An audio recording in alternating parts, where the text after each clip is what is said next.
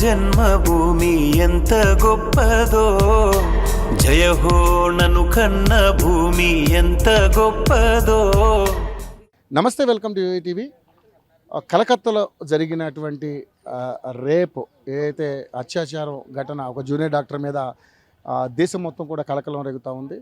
నిజంగానే గతంలో చూసినటువంటి నిర్భయ కావచ్చు, మొన్న హైదరాబాద్లో జరిగినటువంటి దిశ కావచ్చు, ఇలాగా ఆడవాళ్ళ మీద రెగ్యులర్గా అత్యాచారాలు జరుగుతున్నా కూడా ఇంకా ఈ చట్టాలు ఎన్ని ఉన్నా ఆ చట్టాలు అన్నీ కూడా కఠినతరం చేసినప్పటికీ కూడా ఆడవాళ్ళ మీద ఇంకా అత్యాచారాలు జరుగుతూనే ఉన్నాయి. సో దీని మీద మరి మార్పు ఎప్పుడు వస్తుందో ఎవరికి తెలియనటువంటి పరిస్థితి. సో మన ముందు డాక్టర్ గారు ఉన్నారు, ఆయనతో మాట్లాడదాం. సార్ నమస్తే అండి. సార్ ఏం పేరు సార్ మీ పేరు? సాయి రెడ్డి.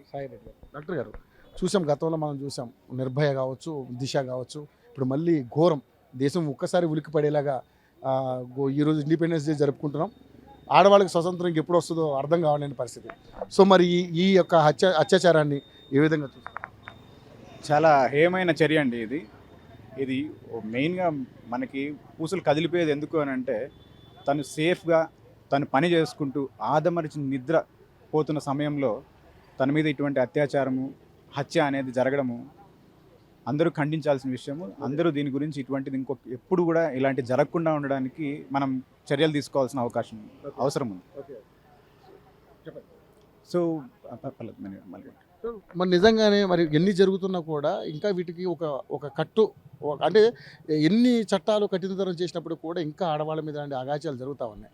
సో నిజంగానే మరి ఇన్ని చట్టాలు ఉన్నప్పుడు కూడా వాళ్ళు మనం ప్రొటెక్ట్ చేసుకోలేని పరిస్థితుల్లో ఉన్నాయి. దీని మీద మరి మీలాంటి డాక్టర్లు ఏ సమాధానం? ఇదండి, వైద్య సిబ్బంది, డాక్టర్లు ఒక్కలే కాదు, వైద్య సిబ్బంది అందరూ, పారామెడికల్, అలైడ్, నర్సింగ్ స్టాఫ్ అందరి మీద కూడా పలుసార్లు పలు చోట్ల ఆల్ ఓవర్ ఇండియా అండ్ మన స్టేట్లో కూడా చాలాసార్లు దాడులు జరిగాయి. ఇవి ఆపడం ఎలాగా అంటే సెంట్రల్ ప్రొటెక్షన్ యాక్ట్ వస్తే తప్ప మనం దీన్ని అడ్డుకునే పరిస్థితి కనపడట్లేదు. ఏమున్నా కూడా 1-2 రోజులు గొడవలు చేస్తారులే, ఆపేస్తారులే అనే ఉద్దేశంతో ఉన్నారు. డాక్టర్లు ఏమంటే ప్రజల్ని దృష్టిలో పెట్టుకొని స్ట్రైక్లు, బంద్లు చేయడం అనేది చాలా రేర్ అండి. ఇప్పుడు వాళ్ళకు భద్రత లేకుండా మనుషులను చంపేదాకా వస్తుందంటే, ఇంతకుముందు కొట్టేది అలా చేసేది, ఇప్పుడు డైరెక్ట్గా రేపు, మర్డర్ దాకా వస్తే ఇంకా తన భద్రత ఫస్ట్ చూసుకొని దాని తర్వాత మిగిలిన వాళ్ళ భద్రత చూసుకునే పరిస్థితికి మేము వచ్చేసాం. సో ముందుగా చూసుకుంటే అతను కాలేజీ వ్యక్తి కూడా కాదు. సో బయట వాళ్ళు ఈ విధంగా, అంటే ఇక్కడ కూడా దిశ మనం చూసాం, ఆ అమ్మాయిని రెక్కి చేసి మరి నలుగురు అత్యాచారం చేసి ఆమెను కాల్చి చంపడం జరిగింది. సో ఇలాంటి ఘటనలు అన్ని చోట్ల జరుగుతూ ఉన్నాయి. సో మరి ఏంటి యంత్రాంగం ఎలా ఉండాలి? సెక్యూరిటీ అనేది చాలా ఎక్కువగా ఉండాలండి. ఎస్పెషల్లీ మహిళల పట్ల ఎక్స్ట్రా మెజర్స్ ఉండాలి, ప్రొటెక్టివ్ మెజర్స్. ఎక్కడ కూడా మన వర్కింగ్ ప్లేసెస్లో కానీ డార్క్ ప్లేసెస్ లేకుండా లైటింగ్ ఎక్కువ ఉండడము, దాంతోపాటు వచ్చే వాళ్ళందరికీ ఐడి కార్డ్స్ ఉండడము, బయట వాళ్ళు సంబంధం లేని వాళ్ళు అలాంటి ప్లేసెస్లో రాకుండా ఉండడానికి సెక్యూరిటీ వాళ్ళు విజిలెంట్గా ఉండడము, ఇలాంటి మెజర్స్ అన్నీ తీసుకోవాల్సిన అవసరం ఉంది. సీసీటీవీ కెమెరాలు, ఇప్పుడు మనం ఆ ఇన్సిడెంట్లో చూసుకుంటే మెయిన్గా ఇప్పుడు వెంటనే ఇతనే కల్ప్రిట్ లేదా ఇంతమంది వచ్చి చేశారు అనేది ఎందుకు చెప్పలేకపోతున్నారు? అక్కడ సీసీటీవీ కెమెరా లేదు. సో అర్థం ఏంటి, మనం తీసుకున్న మెజర్స్ ఇప్పటిదాకా సరిపోవట్లేదు అని అర్థం. సో నిజంగానే అంటే ఇప్పుడు ఈరోజు జూనియర్ డాక్టర్ అయ్యారు, ముసవాళ్ళ మీద, చిన్న చిన్న పిల్లల మీద, పసిపాపల మీద కూడా జరుగుతున్నటువంటి అత్యాచారాలని అసలు ఏం సార్ దీని మీద కట్టడి చేయాలంటే మీలాంటి డాక్టర్లు ఏ సజెషన్ ఇస్తారు? ఇది వైద్య డిపార్ట్మెంట్ నుంచి కాదండి, జనరల్ అడ్మినిస్ట్రేషన్, గవర్నమెంట్ చాలా మెజర్స్ తీసుకోవాల్సిన అవసరం ఉంది. ప్రజల మీద ఎటువంటి దుష్ప్రభావాలు పడకుండా ఈ ఇంటర్నెట్ అనేది ఎక్కువ ప్రొలిఫరేట్ అయిపోయింది. దానివల్ల చాలామంది అవగాహన అనేది లేకుండా ఇలాంటి చర్యలన్నీ చేస్తూ ఉన్నారు. సో అలాంటి అరికట్టడానికి government, central government and state governments కలిసి దానికి సంబంధించిన చట్టాలే కాదు, కొన్ని చర్యలు తీసుకోవాల్సిన అవసరం ఉంటుంది.